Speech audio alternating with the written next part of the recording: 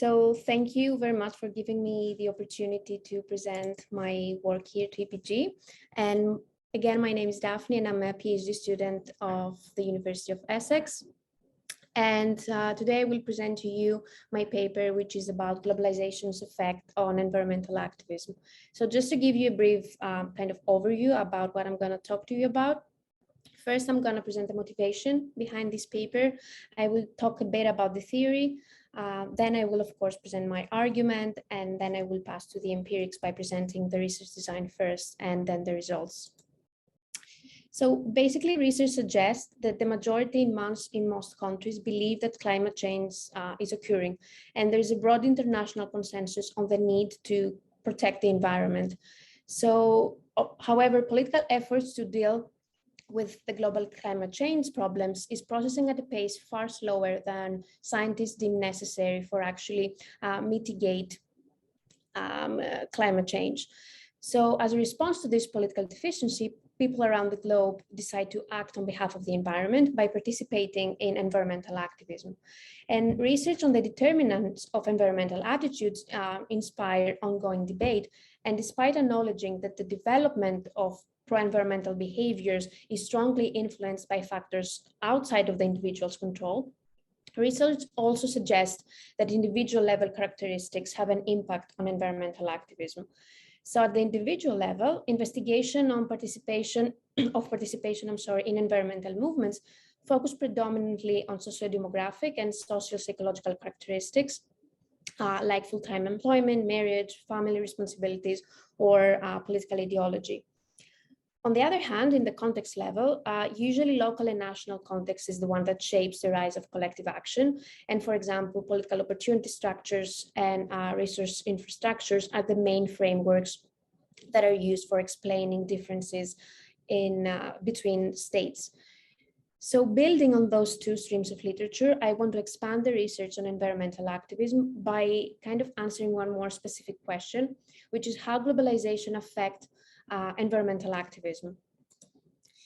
And to start, actually, globalization is a process that erodes national boundaries, integrates national economies, cultures, technologies, and of course, governance. And many researchers have highlighted globalization's motivational role through the spread and cultivation of environmental friendly ideas. So basically, the word polythesis draws attention to the global cultural diffusion of ideas, and it presents the environment as an interconnected global ecosystem that is being threatened. And scholars have identified a global environmental regime that encourages and promotes pro-environmental behavior at the global, state, and at the individual level. So I focus on the individual level, and there is evidence that the individual level concerned is shaped by global level forces of the word polity and its framing of the environment. So just like states, which are constructed as entities responsible for protecting the environment, individuals are constructed as rational actors with a personal responsibility to protect the environment. And basically, higher levels of states' integration into the word polity may be measured as the greater number of ties to NGOs and participation in international treaties might result in a positive outcome regarding participation in environmental movements, and of course, also the diffusion of environmental concerns. So individuals from nations which are more integrated in the global society have a greater likelihood of expressing environmental concern and as a result participating in environmental movements. However, this is only one part of globalization, since states create networks of connections, mediated through a variety of flows, including information, ideas, people, capital, and goods. And given this increasing economic integration between societies throughout the world, it is essential to take into consideration the impact of this economic integration on environmental attitudes as well.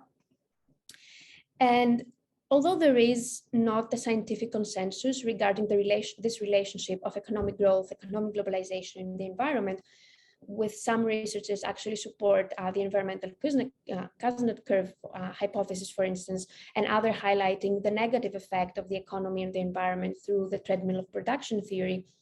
Social institutions usually concentrate on promoting economic priorities at the expense of the environment.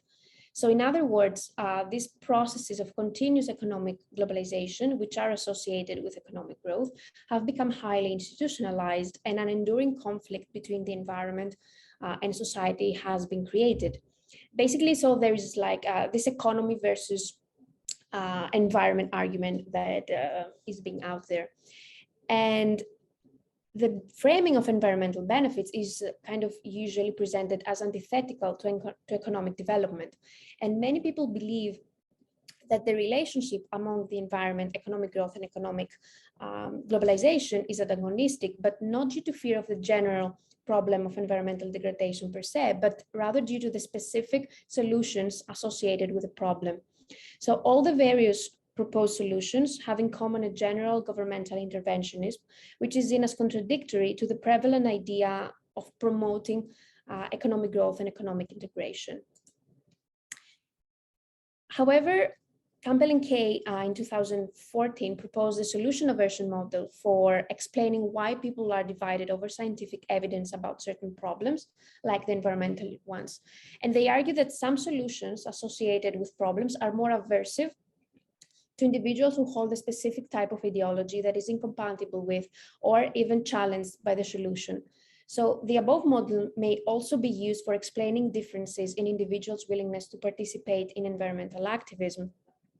And in this specific situation, some people will be hesitant to actually participate in movements to the degree that the existence of the problem of climate change implies solutions that are actually perceived as harmful to the economy. And hence the relationship between economic globalization and environmental activism is mediated by the way individuals perceive the solutions which are proposed for environmental reform. And one of these filters that people use is actually political ideology. And it's one of the most prevailing filters. And the left-right scale kind of summarizes, it might summarize its positions on a wide range of issues, but research suggests that it actually presents a regularity. And they are long-lasting presumptions that the left usually favors greater government control of the economy, whilst the right seeks a free market with few restrictions in economic activity. So the assumed reason behind the ideological divide on environmentalism is largely being driven by ideological concerns regarding economic issues. And questions about environmental reforms triggers an assumption about this trade-off between the environment and economic concerns. Whereas environmentalism is commonly asserted to kind of present this challenge to the traditional emphasis on economic prosperity. So this association of environmentalism with solutions that create market regulations kind of creates to right-leaning individuals this sentiment, this skepticism among right-leaning individuals. While for the other side of the ideological spectrum, individuals of the left embrace environmental reform more easily because it is compatible with ideological belief that actually the market can be regulated and the government should play maybe a bigger role in society. So my argument basically states that although the word polity presents the environment as a global public good that is being threatened, and therefore individuals, it is rational for individuals to protect it, the connection between economic globalization, free market, and economic growth, the assumed opposite of environmentalism, exerts a stronger influence on environmental views and attitudes of right-leaning individuals.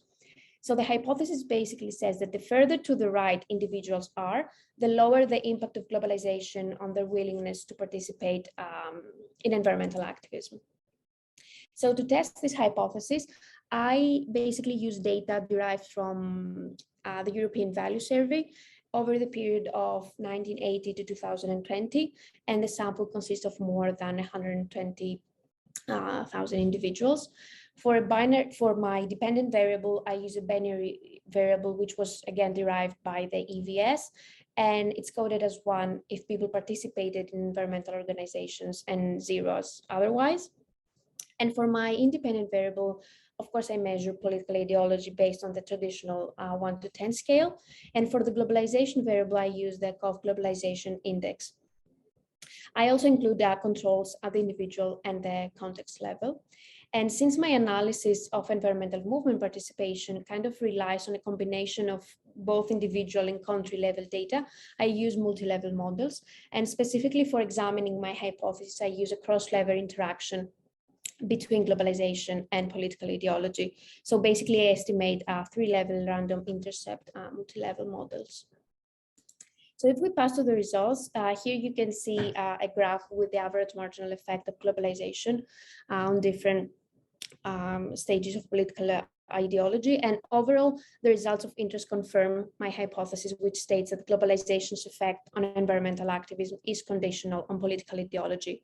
So for individuals who place themselves on the left side, of the ideological spectrum, so basically from 1 to 5, the results suggest that as globalization increases, individuals participate more often in environmental movements.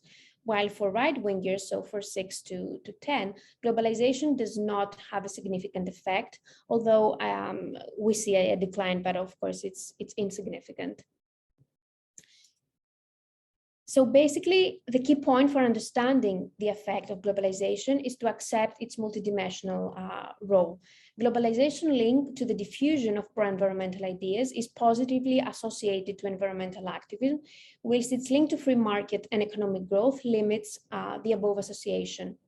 And when the former link prevails, globalization acts as a push for environmental movement participation. But when the latter prevails, then kind of globalization's positive effect diminishes. Consequently, because globalization's link to free market and economic growth is important for right-wingers, the effect of the world environmental society is not strong on them.